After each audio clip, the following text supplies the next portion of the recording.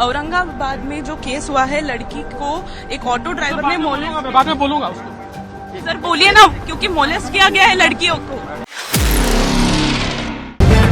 The live TV, सच सबसे आगे। दोस्तों, मैं बात हफीज हूं। भारतीय जनता पार्टी के नेताओं की गोदी मीडिया ने बड़ी आदत खराब कर दी है। उनको लगता है भाजपा के नेता को कि वो बड़े कंफर्टेबल सवालों का सामना उन्हें करना पड़ेगा, जिनके वो आसानी से जवाब देंगे कि फल कैसे काट के खाते हो, या तमाम सवाल जिस तरह के होते हैं, और वो आराम से निकल जाएंगे। तो उनसे कोई मुश्किल सवाल तो किए नहीं जाते हैं। गोदी मीडिया उल्टा उनको बचाने में लगा रहता है। तो अब ऐसे हाल के अंदर देवेंद्र फडणवीस जी फंस गए। देवेंद्र फडणवीस जी भाजपा के दिग्गज नेता हैं, लेकिन एक महिला पत्रकार ने जो उनसे सवाल किया तो देवेंद्र फडणवीस जी भागते नजर आए उस सवाल से। सवाल का जवाब नहीं दिया, बल्कि वो निकल गए ये कहते हुए सबको साथ में दूंगा। सवाल बड़ा मुश्किल था। देवेंद्र फडणवीस जी अब उप मुख्यमंत्री हैं, पहले मुख्यमंत्री हुआ करते थे। उनकी सरकार है शिंदे गुट के साथ, जो सरकार बनाई है महाराष्ट्र के अंदर। मेरा नाव के एक पत्रकार है जिन्होंने सवाल किया था, जिसको सुनते ही भाग खड़े हुए थे फडणवीस जी। असल में महिलाओं के मामले में था, महिला सुरक्षा के मामले में था।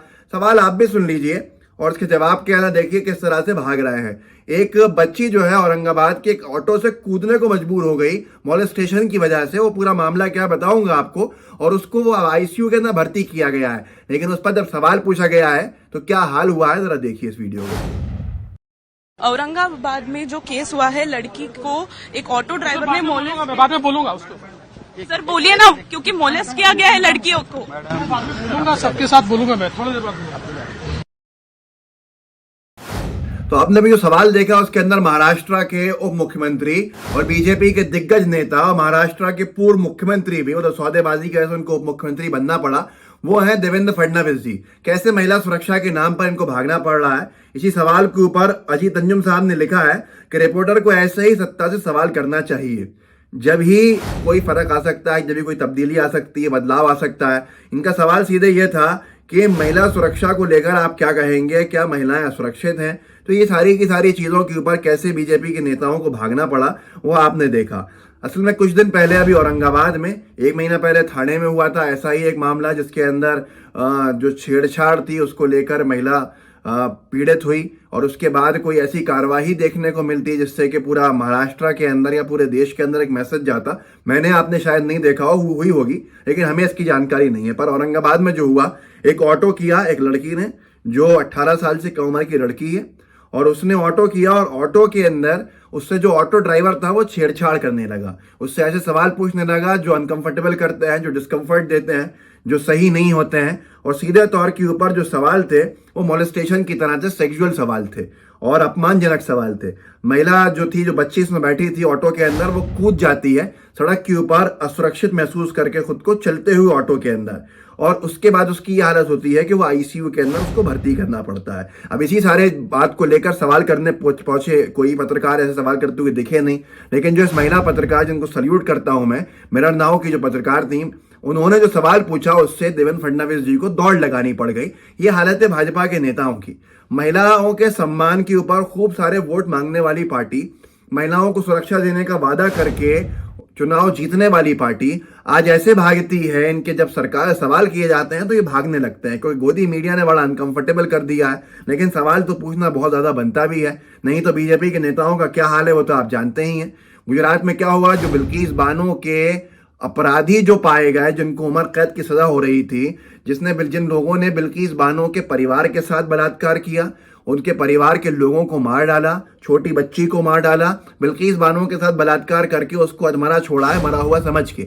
ऐसे लोगों के ऊपर जिनको दोष सिद्ध हो गए, जिनको दोषी मान लिया गया, उम्र कैद की सजा चल रही थी, और एक कमेटी बैठती है गुजरात के अंदर और उनको बाइज्जत मतलब बाहर निकाल देती है, उनकी सजा को खत्म कर देती है। और एक विधायक जो समिति का हिस्सा होता है, बीजेपी का ही नेता है, और बीजेपी का नेता जिसका नाम है सीके राहुल जी, वो बयान देता है कि बिल्किस बानो के रेपिस्ट ब्राह्मण थे जिनके संस्कार अच्छे थे। बीजेपी विधायक सीके राहुल जी के बयान पर क्या कहेंगे आप। ये बीबीसी न्यूज ने अपने खुद के एक पोस्टर में डाला था, और आपने सुना भी होगा, मैंने भी वीडियो किया था कि ये बलात्कारियों के को अच्छे संस्कार का बता रहा था। और इस विधायक को दोबारा टिकट दिया है भारतीय जनता पार्टी ने। आपको यकीन नहीं आएगा कि ऐसी पार्टी कहीं मिल सकती है क्या, जो महिलाओं के इज्जत से खेलें, जो महिलाओं को जान से मार दें। उन लोगों को बरी कराने वाले लोगों को दोबारा टिकट मिल रहा है भाजपा के अंदर। कोई नई बात तो है नहीं। वहां देवेंद्र फडणवीस ये भागते नजर आ रहे हैं। एकनाथ शिंदे साहब कह रहे हैं कि सख्त कार्रवाई करेंगे, लेकिन अब लोगों को देखना है वो कार्रवाई कब होगी। पर ये बीजेपी के जो चाल चरित्र चेहरा है, इससे तो लोग हर रोज रूबरू होते ही रहते हैं। कुछ दिन पहले कर्नाटक के एक मंत्री जी ने क्या किया था आपको याद होगा, एक तमाचा मारा था एक महिला जो उनके पास अपनी दरखास्त लेके आ रही थी। न्यूज 24 ने लिखा था, कर्नाटक सरकार ने मंत्री वी सोमन्ना ने फरियाद लेकर आई महिला को जड़ा थप्पड़। आप खुद बताइए मुझे, मैं इस वीडियो को नहीं दिखा सकता हूं क्योंकि फिर वायलेशंस होते हैं बहुत सारे ये मार पीट के, लेकिन इस वीडियो के अंदर महिला आ रही है कागज का टुकड़ा कागज लेकर, और जो मंत्री जी हैं भाजपा की सरकार है कर्नाटक के, वो उसको अच्छे से तेज थप्पड़ मारते हैं। क्यों मारते हैं, क्या वजह थी, इसके ऊपर कोई सवाल हुआ या उनको मंत्री पद से हटाया गया? ये बहुत महत्वपूर्ण सवाल है जिसके जवाब भारतीय जनता पार्टी की आला कमान से जरूर लीजिएगा। वो स्मृति ईरानी जी कहां पर हैं आज कि देवेंद्र फडणवीस जी भाग रहे हैं? जब उनकी बेटी के ऊपर आई थी, एक मामला हुआ था, तो वो तो पूरे हंगामा करके खड़ी हो गई थी पूरे मीडिया के अंदर, सदन में, सब तरफ। लेकिन आज वो खामोश हैं। बिल्किस बानो के अपराधी जब छूटते हैं उसके ऊपर वो खामोश रहती हैं। आज यहाँ पर जब कर्नाटक के जो मंत्री जी ने तमाचा मारा, थप्पड़ मारा एक बच्ची को, उसके ऊपर वो खामोश, ना इस्तीफा हुआ ना उनको निकाला गया। और अब जब औरंगाबाद की घटना है और देवेंद्र फडणवीस जी भागते नजर आ रहे हैं सवालों से बचने को लेकर, तब भी स्मृति ईरानी जी खामोश हैं। और ये कोई नई बात नहीं है, और भी सुना सकता हूं, दिखा सकता हूं, पर मुझे लगता है कि इतना काफी है। लेकिन एक बात जरूर बताऊंगा कि मध्य प्रदेश की सरकार है बीजेपी की, उसमें एक मंत्री है बिसाहू लाल जी ने ऐसी अभद्र टिप्पणी करी थी ठाकुर राजपूत परिवार की महिलाओं के ऊपर, जिसको सुनकर किसी का भी खून खौल जाए। लेकिन ना बीजेपी ने कुछ कहा, किया, एक्शन लिया ऐसा कि उनको हटाया जाता, ना करनी सेना हमें देखी हुई प्रदर्शन करते हुए। निखिल कुमार ने इस वीडियो को डाला है, मैं वीडियो भी दिखा दूंगा आपको, और लिखा है, भाजपा भारी जातिवादी पार्टी। मध्य प्रदेश में शिवराज के मंत्री बिसाहूलाल सिंह ने जातिगत नफरत फैलाने के साथ साथ महिला समाज के अपमान की पराकाष्ठा कर दी है। जितने बड़े बड़े ठाकुर वाकुर हैं ना, उनके घर की महिलाओं को पकड़ पकड़ कर बाहर निकालें। ये कहना किसका है? बीजेपी सरकार के मंत्री हैं बिसाहूलाल जी।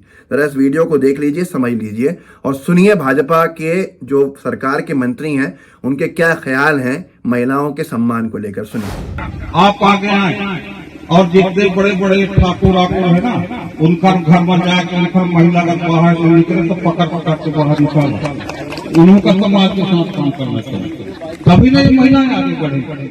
हम यहाँ भाषण दे दिए और हमारे घर के महिला भी क्या मतलब। तो दोस्तों आपने देखा किस तरह से आज भारतीय जनता पार्टी बेनकाब होती है इन तमाम मामलों में। जब महिला सम्मान की बात आती है, महिला सुरक्षा की बात आती है, महिला सुरक्षा को लेकर जब इनके मंत्री मुख्यमंत्रियों से सवाल करो तो ऐसे ही दौड़ते नजर आते हैं जैसे कि देवेंद्र फडणवीस जी दौड़ते नजर आ गए। कम से कम इतना कह देते कि हम सख्त कार्रवाई करेंगे तो भी समझ में आता, पर उन्होंने जवाब देने के बजाय दौड़ लगाना मुनासिब समझा। इस वीडियो को आगे बढ़ाइएगा, लोगों को जागरूक कीजिएगा और लोगों को बताइएगा कि क्या हकीकत है और क्या आपको दिखाया जाता है, किस बात को लेकर वोट मांगा जाता है, और जब सत्ता में आते हैं तो क्या हश्र करते हैं, ये सब आपके सामने है। व्हाट्सएप ग्रुप्स होंगे उनमें शेयर कीजिएगा, साथ में लाइव टीवी को सब्सक्राइब भी कीजिए और बेल आइकन भी दबाइए। जय हिंद, जय भारत। द लाइव टीवी, सच सबसे आगे।